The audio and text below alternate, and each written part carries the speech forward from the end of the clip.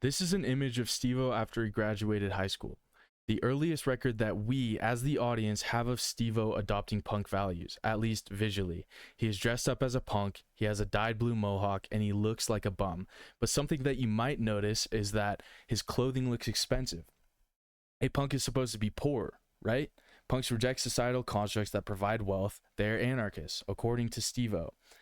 The goal of this video is to describe Stevo's reflective journey as a punk and his growing self-awareness that he gains through a short period of time that is covered by this movie.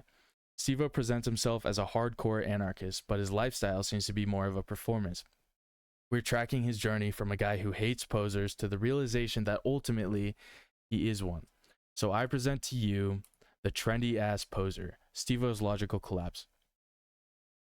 According to Stevo, anarchy isn't just a philosophy, it's a full-time, strenuous job that requires a constant enemy to remain relevant. He frames rednecks as America incarnate, the personification of the system he rejects. This gives him a convenient target to justify his own existence.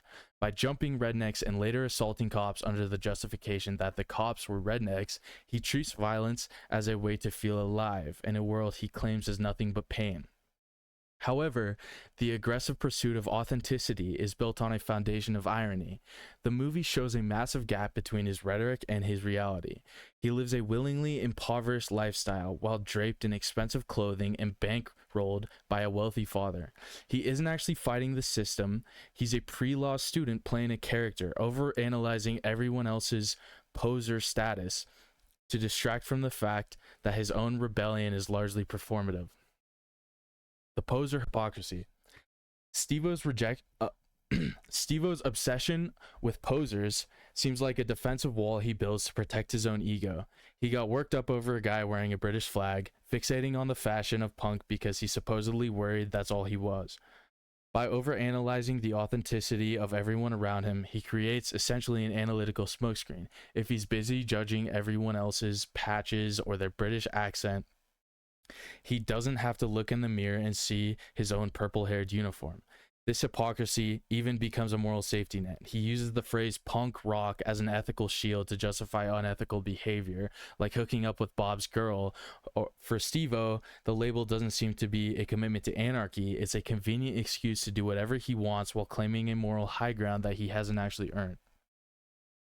The beginning of Stevo's logical breakdown. Stevo justifies his lifestyle through a logical chain.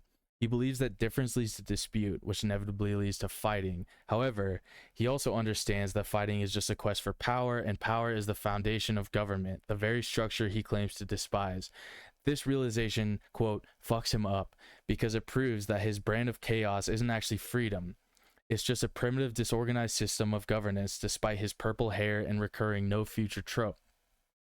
Stevo can't escape his own analytical mind. He resorts to chaos. He can't find a consistent logical reason for his actions, only to discover that even his most punk outbursts follow a predictable, systematic pattern of human control. This marks the beginning of Stevo's logical breakdown. His pre-law background clashes with his anarchical posture, exposing a fatal flaw in his saying, "Life is pain." The reality check. When Stevo encounters Sean on the street, he doesn't see a revolutionary, he sees a bum, and this also, quote, fucks him up, because Sean mirrors what Stevo has been avoiding. He couldn't even look at him. It's the first time the no future trope loses its cool and reveals itself as a grim, desperate reality devoid of music and aesthetics. This disappointment set the stage for Brandy's deconstruction of Stevo's entire identity, and Brandy is the girl that he would marry in the future.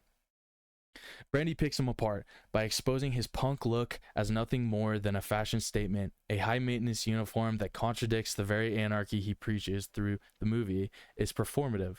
The point she makes seems to bring Stevo to a critical understanding.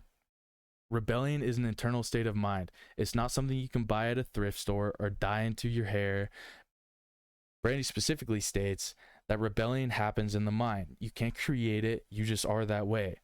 But by trying so hard to look like a rebel, Stevo realizes he has actually been performing for the very society he claims to reject. This is a reality check for Stevo that signifies the clash between reality and his punk fantasy. Only posers die.